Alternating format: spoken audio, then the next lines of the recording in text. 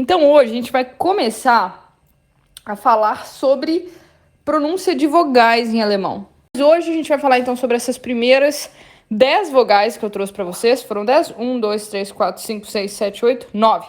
Essas primeiras 9 vogais que eu trouxe para vocês e como pronunciá-las em alemão. Como vai funcionar a aula? Olha só. À esquerda você tem os exemplos de palavras em alemão, tá? E à direita você tem a transcrição fonética dessa vogal. O que é transcrição fonética? É o seguinte, alguns especialistas linguistas se juntaram, não se juntaram não, desenvolveram ao longo de muitos anos e muitos estudos um alfabeto fonético, que é uma forma de escrever como se fala determinada coisa. Então, por exemplo, olha só que legal. A primeira palavra que a gente tem aí é um die. E apesar de ser escrito IE, o som dele é de um I longo. I.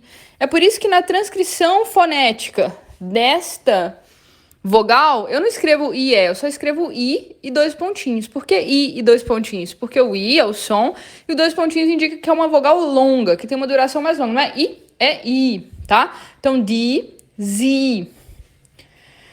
Ele está entre colchetes, esse I, porque é assim que a gente informa que aquilo ali não é uma palavra normal, uma transcrição fonética, tá? Então, aqui já vai a minha primeira dica, então, de pronúncia. Quando eu encontro IE, tá? IE, eu vou dizer I, um I longo. Die, sie. Acontece sempre, Lud, não vai ter nenhuma exceção? Sim, vai ter exceções, mas assim, 99,9% das palavras vão ser dessa forma. Tem um IE, vai falar um I longo. Die e sie. Então a primeira vogal que eu queria apresentar para vocês é essa, é um I longo. Que é uma coisa que a gente não tem muito em português, a diferença entre algo longo e curto, né?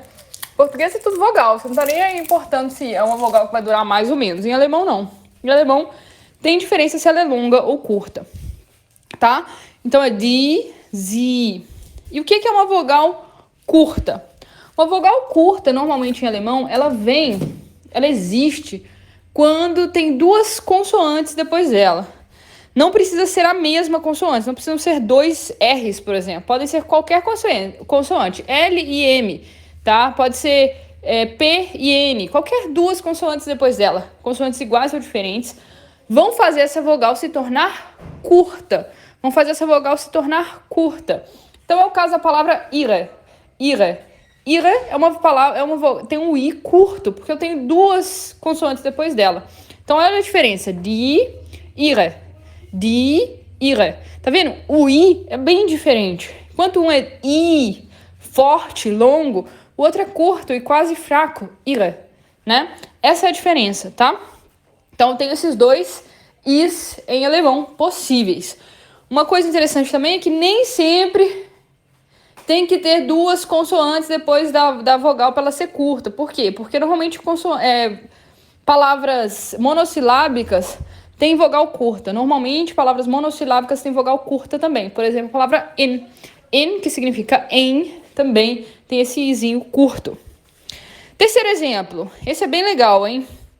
É o umlaut, que é esse U com trema em alemão, que você vai falar fazendo a boca de U e falando I. Então você vai formar a boca do U e falar I. O som vai ficar assim, ó. I. Tá vendo? Você consegue ouvir que minha boca tá redondinha e que eu tô soltando um som de I. I.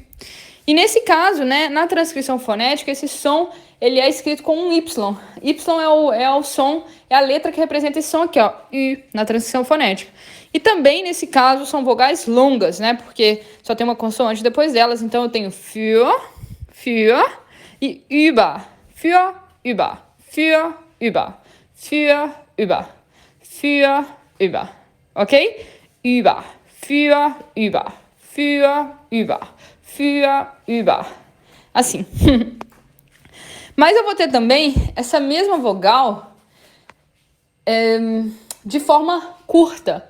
Então, por exemplo, a palavra müssen, que é um umlaut, mas depois dele eu tenho duas consoantes. Então, ele vem de forma curta, não é tão forte como für, ü, für. Não, ele é curto, vai ficar müssen, müssen, müssen, tá vendo? Ele é quase mais curto e mais leve, müssen. Eu até faço um bico um pouco menor para falá-lo.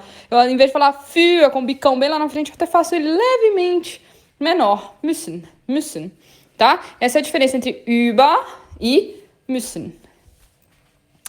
Muito bem. Depois eu vou ter o E longo. Atenção, ele é um E mesmo. Ele é fechado e longo.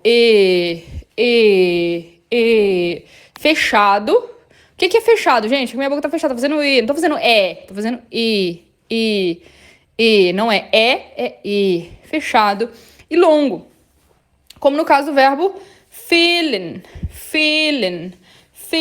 Eu tô falando do primeiro E, tá, gente? O segundo quase não ouço, né? Fehlen é outra coisa, mas o primeiro é fehlen, tá? E esse H depois do E, ele alonga a vogal, mais um motivo para alongar, né? A gente falou que uma consoante só depois da vogal faz uma vogal longa, uma consoante só, duas consoantes fazem a vogal curta. Então, ihre, duas consoantes, fez a vogal curta. E müssen, duas consoantes, fez a vogal curta. E quando eu tenho uma consoante só, a vogal é longa, tá? Mas, Lud, aqui você tá falando que a vogal é longa do feeling, mas tem H não é uma consoante? Sim, mas tem uma questão.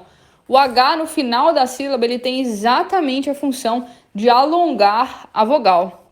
Tem exatamente a função de alongar a vogal. Por isso esse H, ele nem é audível, eu não ouço ele só tem a função de ter um efeito sobre esse E anterior a ele e alongar. Por isso, fehlen,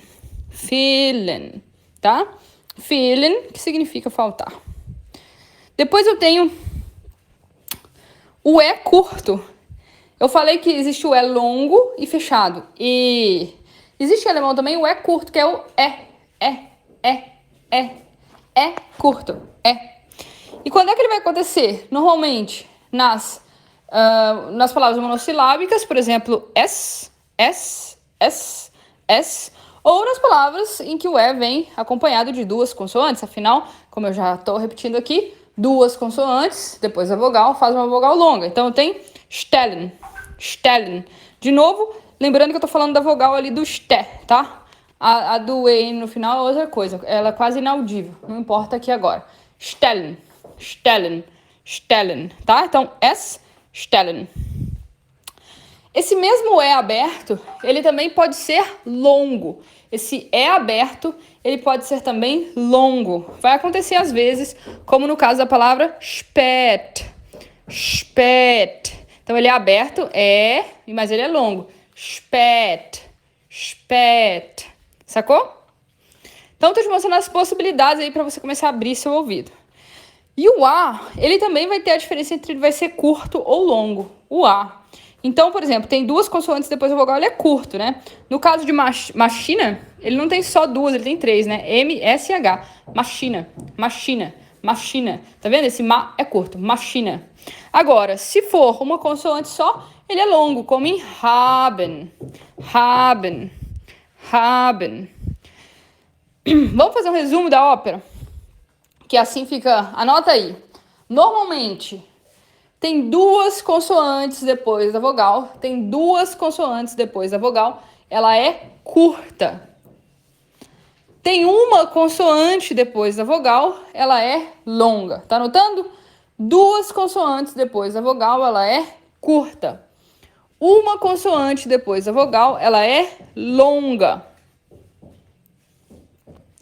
Além disso, existe a função do H no final da sílaba, que também vai alongar a vogal. No caso do stillen... não, a gente aprendeu a palavra fehlen, não foi stillen, não. A palavra fehlen, que eu tenho o H depois do E, alongando a vogal. Então, duas consoantes depois da vogal, ela é curta. Uma consoante depois da vogal, ela é longa. Exceto quando eu tenho um H no final da sílaba, que ele alonga a vogal anterior. Dessa forma, eu sei diferenciar longas e curtas. Vamos repetir. Die, longa.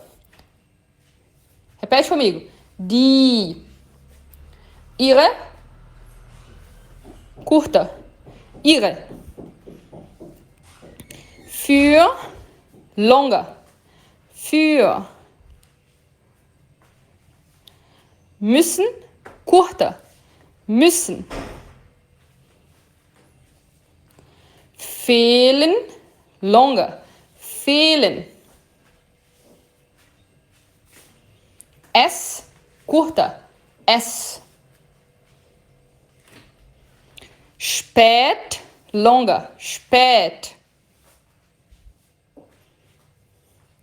Maschine, curta. Maschine.